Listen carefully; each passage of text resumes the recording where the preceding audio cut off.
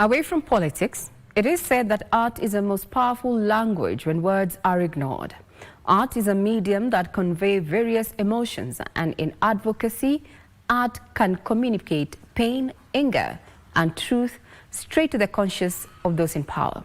Reproductive rights experts and advocates, anti-gender-based violence activists and artists have deliberately chosen art to spotlight the lived realities of women and girls as the country marked this year's culmination of the 16 days of activism against GBV.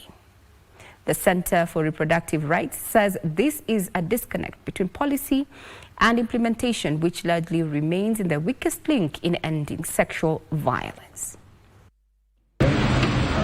Different pieces of art strategically placed, each demanding a pose, but they are more than an aura of beauty. These drawings carry the deepest of expressions, depicting both strength, resilience, and tears of pain.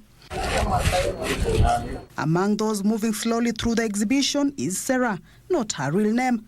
She's a survivor of a botched abortion that has continued to cause her great pain. Nilienda kwa wale daktari makwaka, sikuwa na pesa, nikalipa 700. So after 1 week ndio nilijua sasa mambo imeharibika. Kwenda Kenyatta nikaambiwa vile nipigwa scan, akaniambia mpaka niende theater. Lakini vile nitoka sasa nikapata nimefanya operation ati uterus imeenda, ilikuwa imeharibika. She now uses her experience to champion access to safe reproductive health services. Huko ghetto ni abortion, huku ni safe abortion. Unaona, ikuwe wake kama msumeno sheria, ikuwe huku na huko. Kama wanasema mambo ya safe abortion ikuwe hivyo, juu watu wengi wanaumia ni huko ghetto.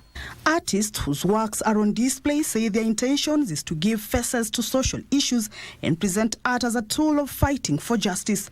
Giving a voice to the people without necessarily putting their face out in public, because sometimes when you're associated with a story, you might face some stigma. And at the same time, you want your story to be out there to prevent the same thing happening to other people. Somebody has been abused, right? Like they have no way of dealing with it, right? They feel, powerless. Held to mark the end of the 16 days of activism against gender-based violence, the paintings serve as a memory and a call to action. The emotional and psychological impact that nobody talks about. We call them the invisible wounds. Telling our stories as raw as they are, either using poetry or using visual art, is our way to express and tell our story, and perhaps tell the duty bearers, state officials, that this is the impact of what happens when you don't actually implement the laws or really put in place policies and processes that would allow for access to services, access to information, and access to ensure that, remedies for those victims of sexual violence. Organizers say the art reflects a troubling truth, as laws and policies largely exist only on paper. Children made pregnant by adults are survivors of sexual violence. When we talk about teen pregnancy, please have that as the magnitude of sexual violence in this country. We are not doing very well in Kenya. There's progress in law and policy, but there's a disconnect in what is happening in practice. We still have numbers increasing of women and girls experiencing in gender-based violence. The number of unsafe abortions documented every year is increasing rather than reducing. This, even as digital violence is said to be on the rise. And AI is beginning to use not just as a useful tool, but it's actually beginning to manifest as a way of a challenge to promoting women's rights and girls.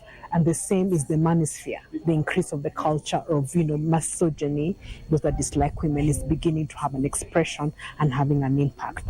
It is time we talk upfront and we talk robustly around the question of safe abortion, access to safe abortion, so that we do not leave survivors of sexual violence with no remedy, and then they resort to unsafe means to terminate pregnancies they do not want. Already the law allows and recognizes that safe abortion is a medical remedy. As the campaigns on 16 days of activism against GBV close, reproductive rights are message carried through color and texture will not only remain an expression but spur accountability to bridge the gap between law and lived experiences. Kamchemenza for Sunday Express.